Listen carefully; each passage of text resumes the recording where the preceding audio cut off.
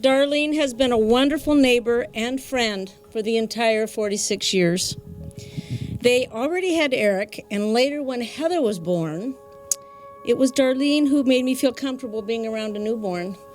We go to Mexico every year, and without fail, when we arrived home at midnight, our light was always on and our mail on the table. You know that, don't you, Darlene? That gesture to her may seem small, but to us, it always makes us feel like someone cared. Darlene did. So it really meant a lot to us all these years that we've done that. Darlene has a very strong faith and is involved with her church. Her love for God was apparent in the things she did for others, and I think that was the big draw for us, for Tim and I. She is a very caring person, and we really, really appreciate that in you, Darlene. We feel blessed to know Darlene and to have you in our lives. We love you, Miss Darlene. God bless you. When I first met Darlene, Jim referred to her as Grace, and I never understood that because her name's Darlene, not Grace. But Jim related to me yesterday that when she was in nursing school, the other nurses called her Grace because she looked like Grace Kelly. And this morning, Heather shared a picture, and I have it on Facebook. It is a beautiful picture of her, and I swear she does look like that. One of my favorite hymns is Amazing Grace. And the other night, I was reading to Dar, and it was a book about a teacher who was teaching her students about the flora and fauna in North Carolina in the mountains and the low hills. And I'm reading this, and it didn't relate to me, but I was reading it, and it was interesting. And this teacher was telling the story of how the students just didn't pay much attention. But on the end of their evening, on their way back to the school, one of the students started singing Amazing Grace. I started crying as I read it, because I looked over my shoulder and I saw Darlene, Grace, and I consider her Amazing Grace. Darlene and I belong to a real special small group of people. Those are the hospital visitation people. And within that group is an even smaller group, and that is a group that brings the Eucharist to people in the hospital and at home who can't be with us. And she's done it for a lot longer than I have. But we were sharing the fact that even though she and I have never really had a deep conversation about that, we both know that we shared some very deep, personal, intimate, basic, fundamental experiences with people who were, for the moment, outside of our communion of the faith. And I know what she went through. I know there were tears. I know where there were moments of concern and sharing and helping people through that moment. I know she did that very early, and I know she did it very late in somebody's life. It is not unusual that it's the last time that someone takes communion. And that takes a very special person to do that. And I know you've been blessed as a result of that. I know you've had a wonderful, enlightening experience doing that for others. And so all of us here have shared in Darlene's blessing to us. That's a very, very special relationship that she has had with others. And I want to raise that up because it's not something that very, very often or very commonly gets talked about in our congregation. But that is a very faithful person sitting next to me who has done something that is very difficult to do and very pleasant to do and very meaningful to do. And it's such a gift. Yes. Good for you, girl. Yeah. I'm glad to have shared that with you. It's been a few years since I've been pastor here. It was one of the blessings for me to work with you while I was at Ray's church here. And I do have one incident that I wrote about that I particularly remember was when I had some bad news about my son, and you were there to give me a hug when my world was falling apart.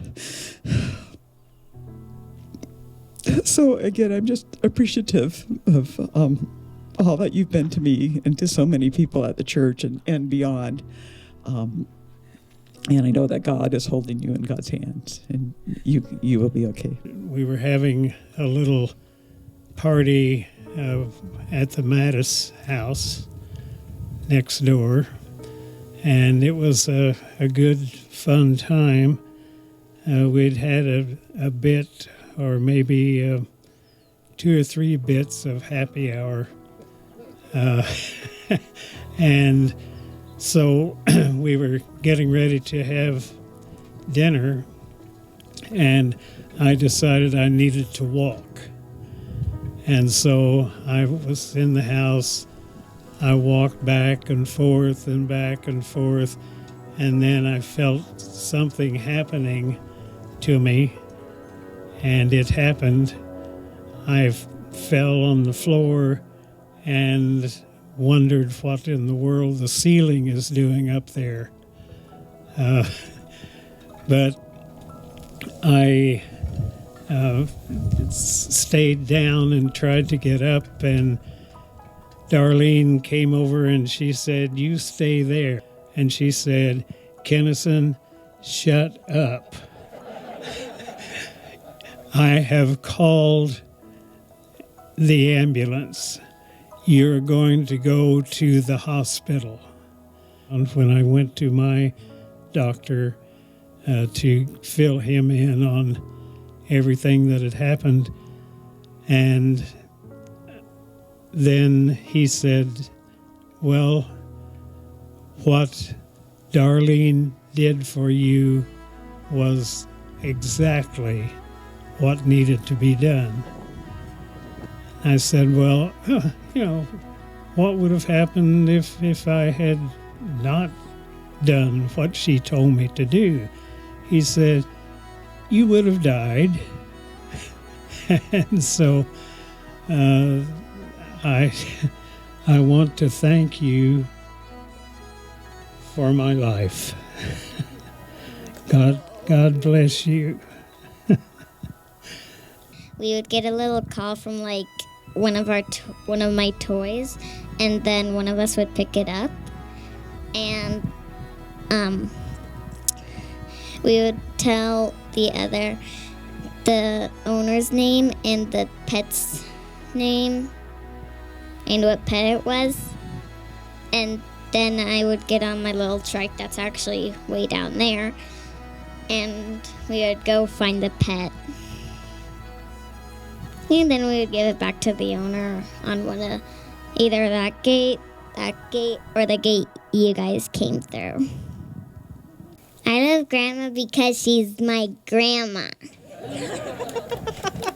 Thanks, dear.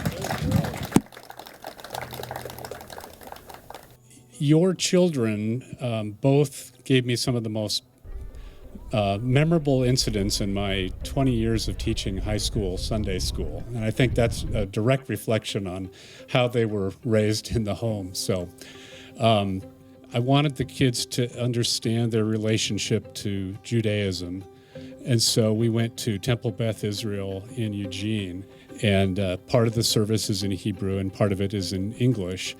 And I think Eric was a senior. He's very tall. He hasn't lost any height.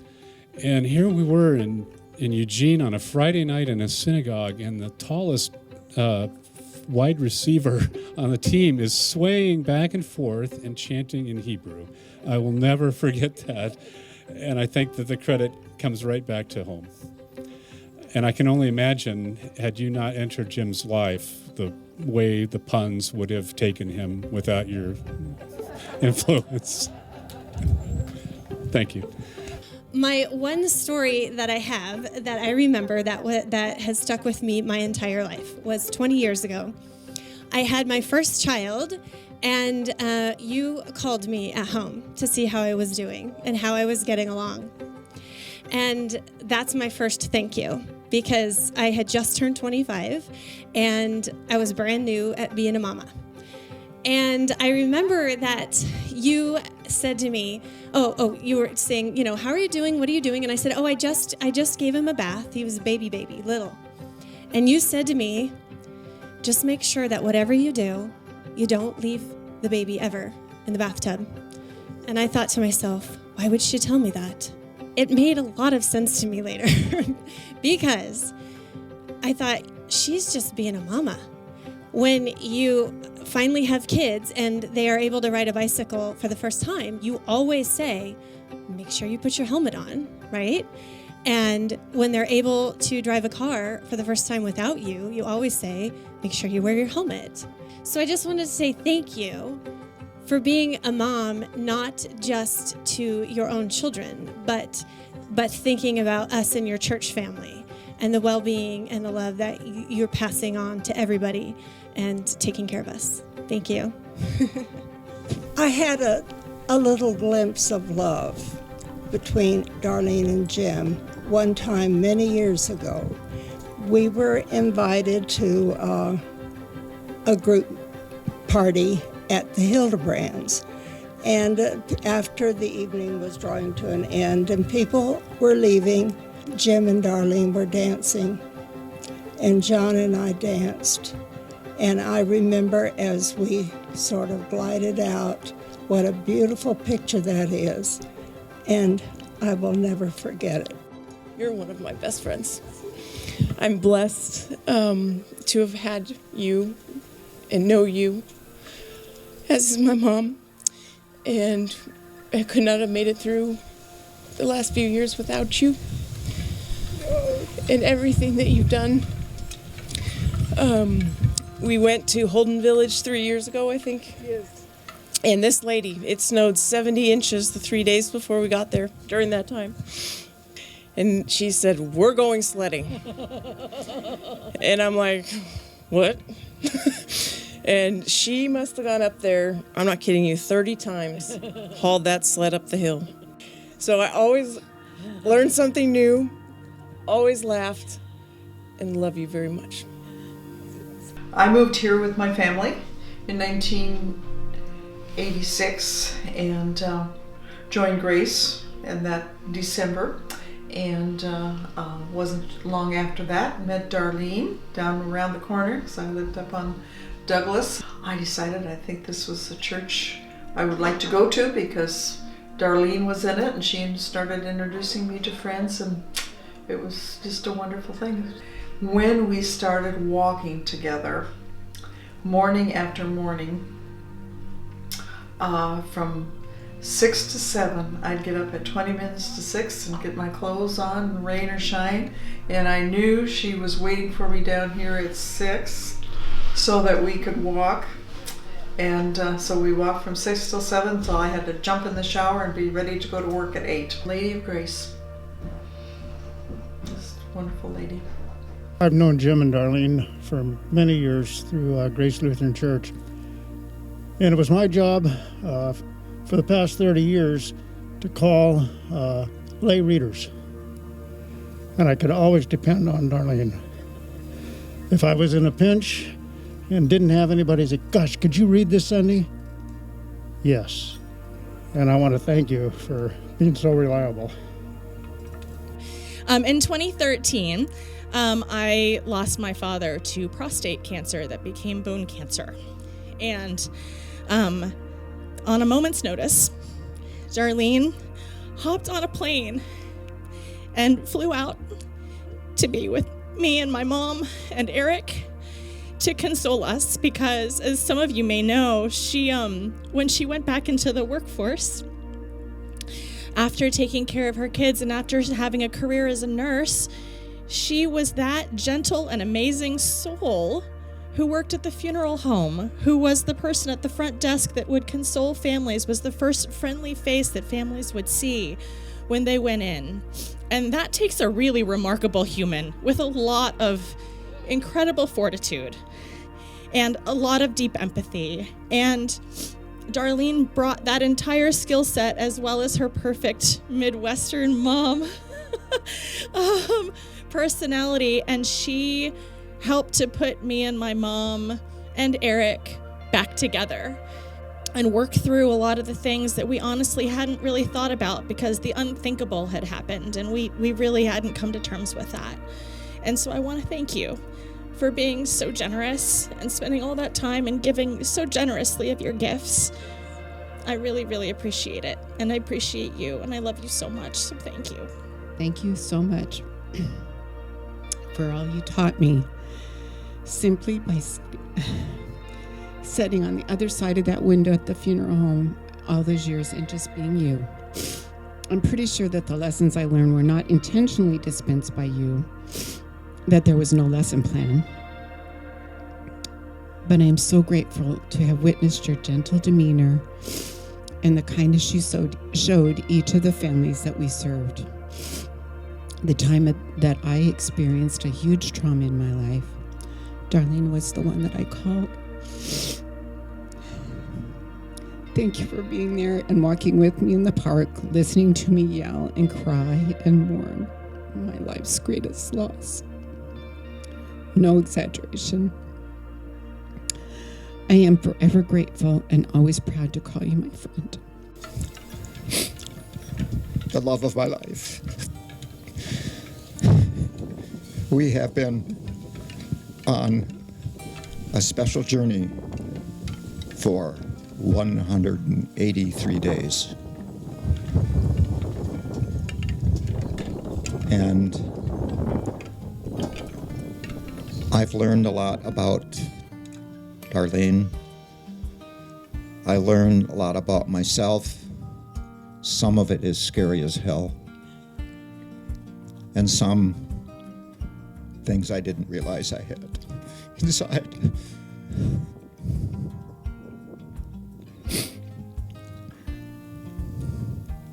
Each night, there's I wouldn't call it a ritual, but it's a procedure we go through where Darlene gets some medication to help her sleep. She gets something called an external catheter, which helps both of us be able to get through the night. The aide that's here, hopefully there's one here, will help me to get her situated in bed. I then hold her hand, look at her, kiss her, and tell her I love her. So if there's any advice I can give to those of you that came, and thank you from the bottom of my heart for coming, it's to tell people you love each other. The words roll off our lips so easily, but Darlene is a person that put that into practice every day of her life. She did it even being married to a man who collects toy fire trucks. So we've had some good times, some very happy times, some hard times, but most of all, we've had a life filled with love, filled with children, and filled with happy grandchildren. For that, I give thanks, and I give thanks to Darlene for being that part of my life.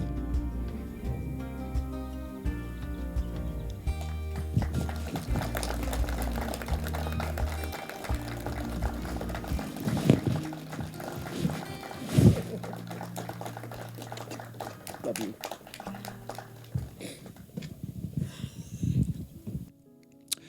Mom volunteered to man the food distribution center there once a week, I think, for a long time. And she'd bring Heather or I or both of us down there to help. And my job was to restock the shelves while Mom distributed brown paper bags filled with rice and beans and canned food for people in need in the community.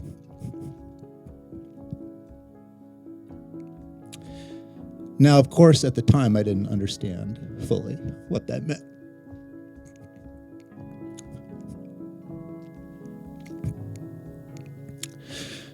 And I saw a lot of people come to Vina Moses that you might not think would need help.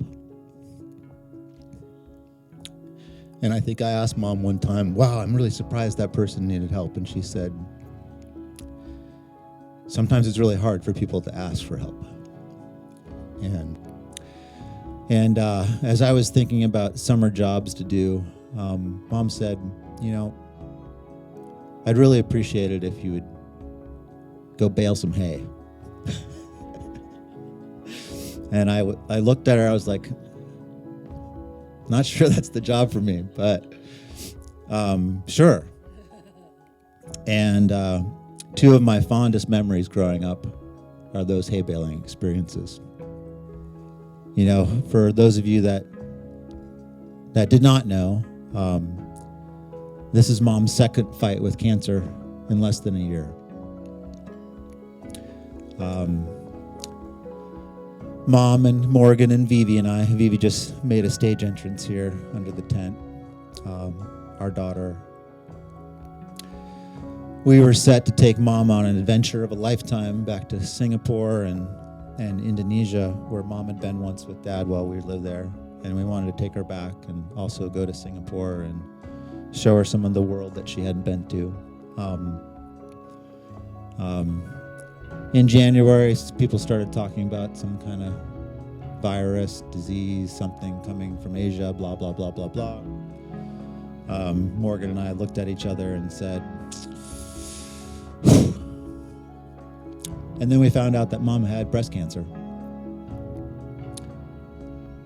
And I'm so glad that we just moved forward, Mom.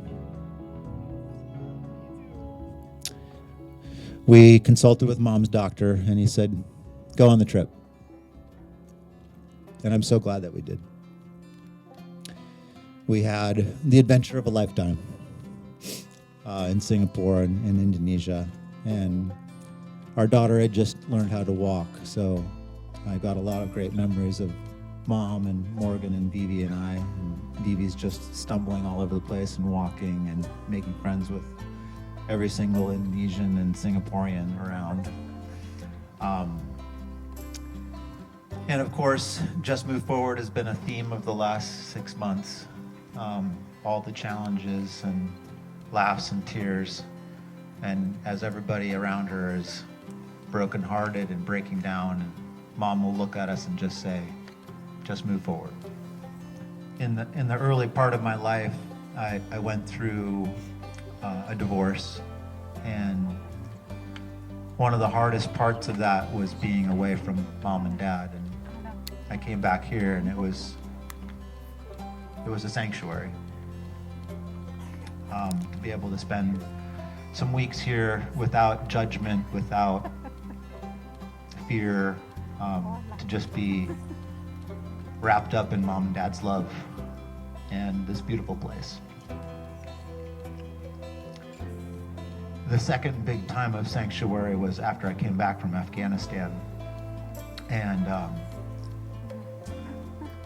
it was so wonderful to be able to come back here about this time of year as life was blooming and I could just breathe and sleep in and have wonderful food.